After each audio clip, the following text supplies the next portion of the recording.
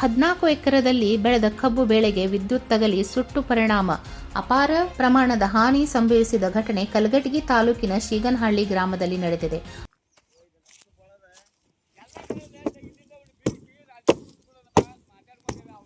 ಹೌದು, ರೈತರಾದ ಮೌಲಾ ಸಾಬ್ ಗಿಡ್ಡಣ್ಣವರ ಅವರ 5 ಎಕರೆ, ಮಹಬೂಬ್ ಸಾಬ್ ಗಿಡ್ಡಣ್ಣವರ ಅವರ 5 ಎಕರೆ ಹಾಗೂ ರಾಮಪ್ಪ ಕ್ಯಾರಿಕೊಪ್ ಅವರ 3 ಎಕರೆ ಮತ್ತು ಶೇಖಪ್ಪ ಕ್ಯಾರಿಕೊಪ್ ಅವರ 6 ಎಕರೆಯಲ್ಲಿ ಕಬ್ಬು ಬೆಳೆಯನ್ನು ಬೆಳೆದಿದ್ದು, ರೈತರ ಈ ಘಟನೆಯಿಂದ ಕಣ್ಣೀರು ಹಾಕುತ್ತಿದ್ದಾರೆ. ಇನ್ನು ಹಗಲು ಇರಳು ಎನ್ನದೆ ಕಷ್ಟಪಟ್ಟು ಬೆಳೆದ ಎತ್ತರಕ್ಕೆ ಬೆಳೆದ ನಿಂತ ಕಬ್ಬು ಬೆಳೆ ಸಂಪೂರ್ಣ ಸುಟ್ಟು ಕರಗಾಲಾಗಿದೆ. ಈ ಕುರಿತು ರೈತರ ಜಮೀನಿಗೆ ಗ್ರಾಮ ಲೆಕ್ಕಾಧಿಕಾರಿ ಶಹಜನಾ ಮಾರಡ್ಗಿ ಭೇಟಿ ನೀಡಿ ಪರಿಶೀಲನೆ ನಡೆಸಿದರು.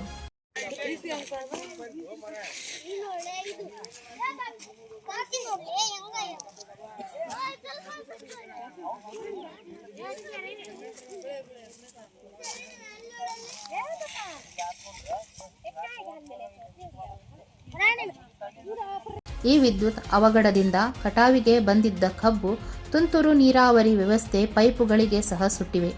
ಈ ಬಗ್ಗೆ ಸೂಕ್ತ ಪರಿಹಾರ ನೀಡಬೇಕೆಂದು ರೈತ ಮೌಲಾ ಸಾಬ್ ಗಿಡ್ಡಣ್ಣವರ್ ಹಾಗೂ ಮಹಬೂಬ್ ಸಾಬ್ ಗಿಡ್ಡಣ್ಣವರ್ ಹಾಗೂ ರೈತರು ಒತ್ತಾಯಿಸಿದರು.